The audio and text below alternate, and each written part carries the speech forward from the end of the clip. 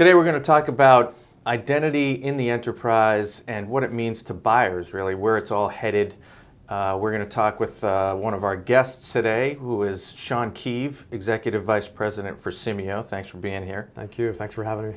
And identity is really evolving into a fairly complicated internal challenge these days for the enterprise, because over the past several years, there have been a lot of point solutions, I think, that most enterprises have. It's not just one solution typically that you probably see, but lots of solutions. Yep. And how you get them to work together, how you find where you might be vulnerable, where you think you might have coverage. I mean, talk a little bit about what you see in the enterprise that really is the challenge today. Yeah, absolutely. I think, first off, I think identity, people are realizing more and more that it is the center of everything, whether it's a business transaction, a business relationship, trust, all those sorts of things rely on some form of identity.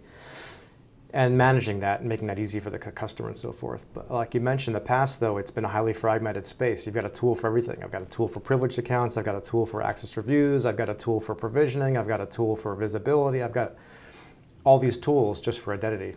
And so that's created a massive problem for people, both in terms of complexity, visibility across the board, integration, and talent, right, to maintain and build all these things out.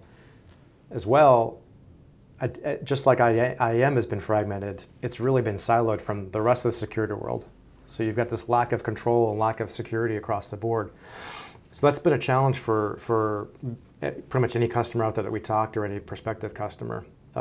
Now, what's interesting is I think on top of that, you've got a changing compute environment, you've got changing the DevOps environment, so you've got a whole nother set of problems where applications are moving to the cloud, and now it's a different type of control necessary and so forth, and it's more challenging. You would think that moving identity solutions to the cloud by itself would solve a lot of this, and the reality is that it's the same problem. We just have the same amount of tools, if not more, but they're cloud enabled. So well, and the challenge is part of what makes it so complex is all the applications of all different flavors, right? Homegrown, off the shelf. Different. That's right. You have the ecosystem of applications that you need to make available to either your employees, your business partners, your consumers. Some are web, some are not web, some are mainframe. You've got different compute environments, so now you've got platform as a service, infrastructure as a service. You have all these other accounts and identities to track and control for your operational environments. Those things have gotten more complicated over time, just the nature of the different platforms available. And then on top of that, there's a tool for everything, right? So it becomes really complicated for most large enterprises to control this. And for smaller enterprises, they may not have the resources to go out and put these sort of protection in place. And the other thing that really comes about all this, due to all the different tools and lack of integration, from a pure business and a security perspective, most CIOs or CISOs would say they have a hard time understanding what's their real risk posture. If I don't have visibility, I don't understand what I have, what I don't have, what's controlled, what's governed.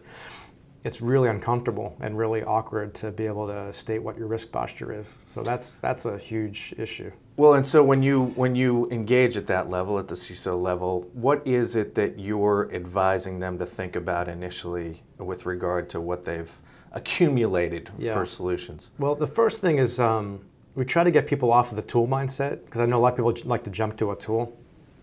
And that's fine. Eventually you need a tool to do different things. But we try to get people table that for a minute and just talk about what your real priorities are.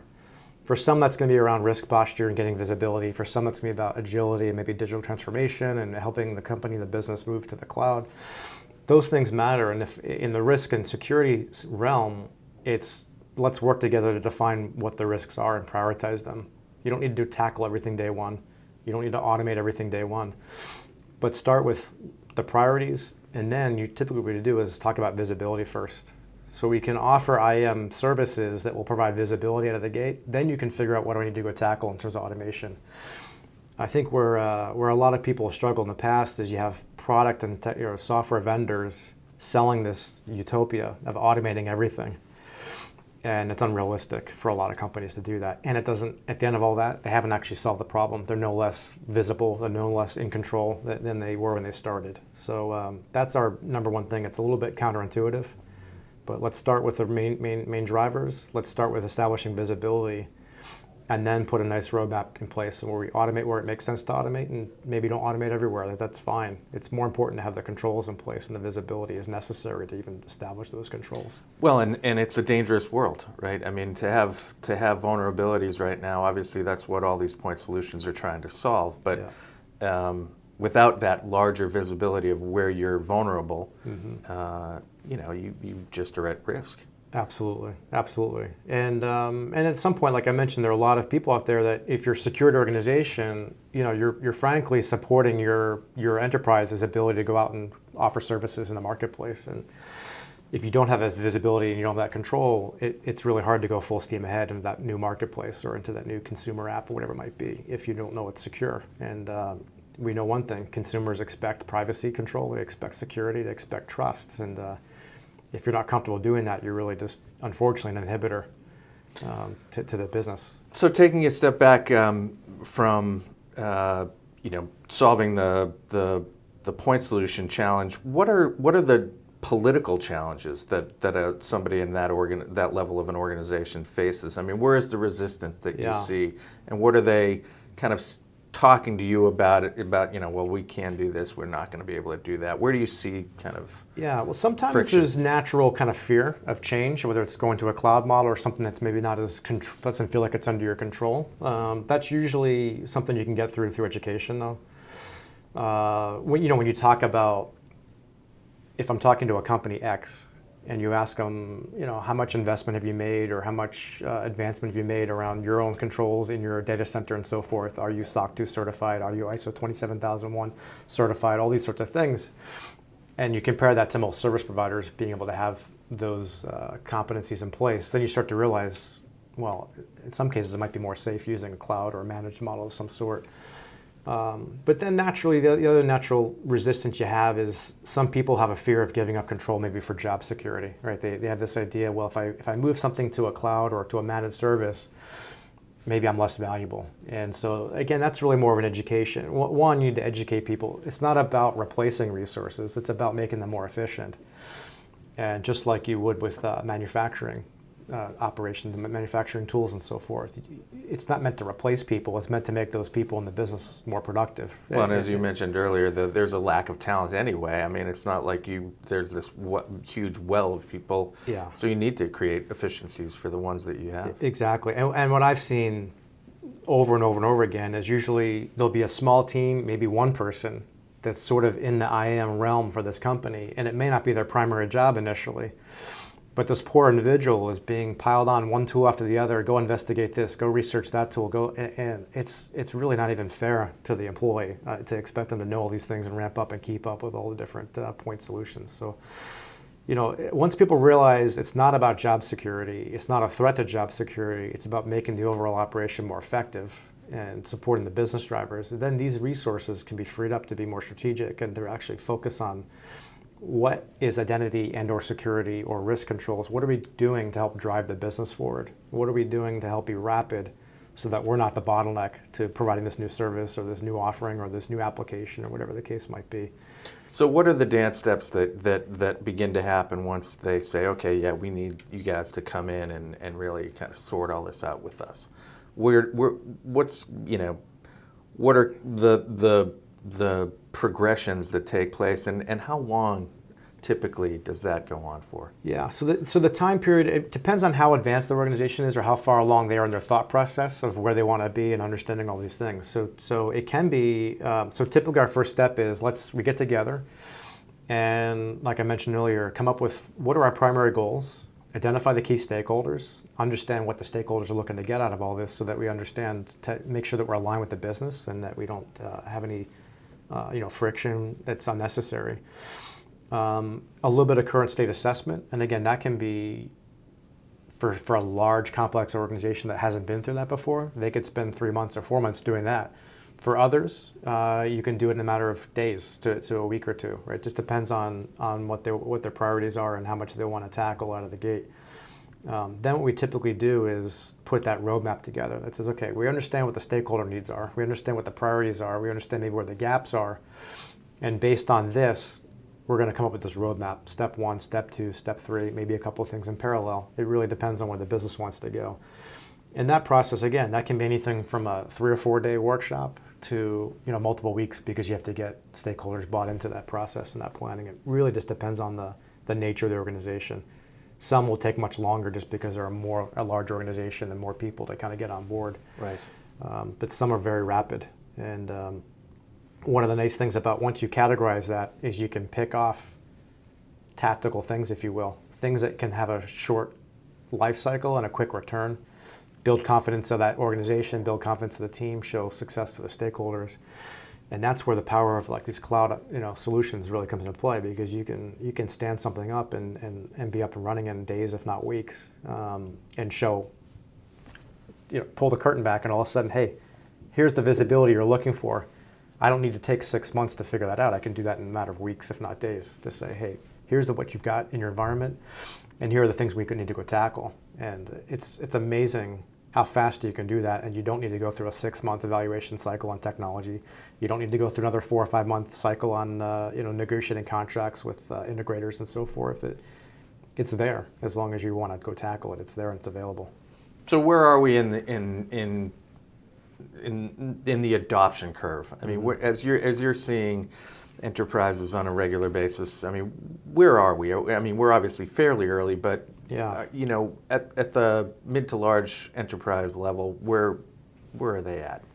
In terms of cloud adoption, or yeah, and just more sophisticated. Yeah, yeah. It's interesting enough.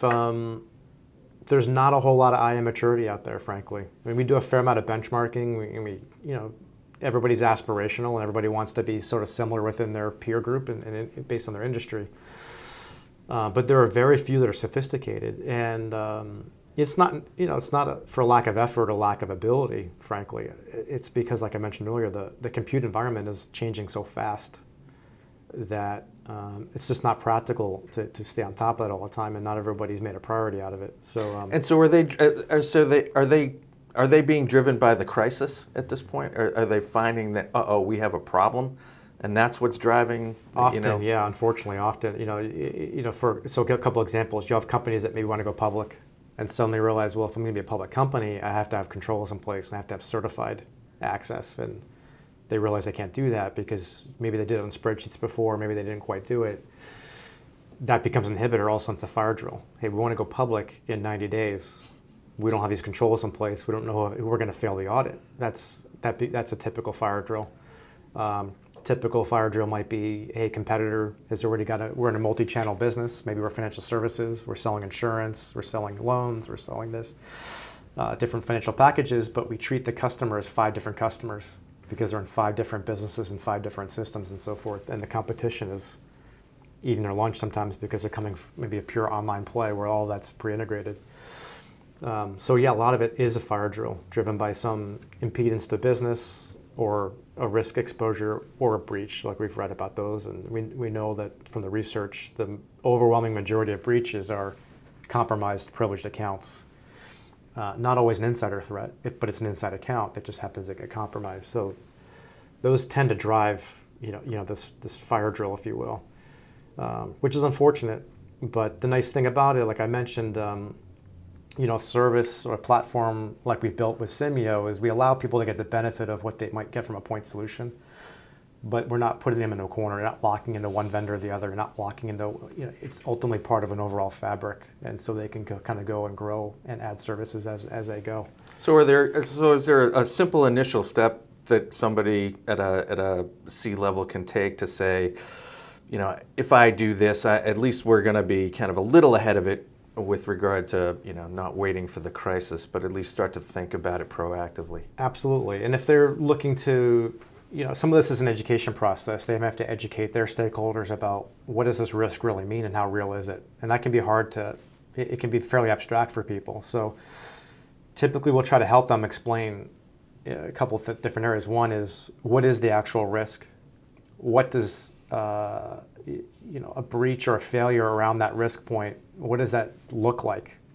what could that look like in terms of reputation loss, customer loss, market share, etc., revenue, and help explain that. And then also demystify, what are the measures we can take to quickly get control into that. It doesn't need to be a boil the ocean, but if you get that just common understanding and then start tackling the higher risk areas first, you can quickly show progress. And that's on us to educate our customers how to do that. But a lot of times, frankly, we're helping our customer educate their stakeholders and their management as well, so that it's not as mysterious, it's not as complicated. Granted, it can be complicated, but it doesn't need to be overcomplicated, and they don't need to get misdirected from one vendor trying to sell their tool versus another tool. We can just focus on the problem on hand, and apply the right tool when we need it. Well, Shawn, this has been great. That's very good advice, actually, and I think we'll end right there.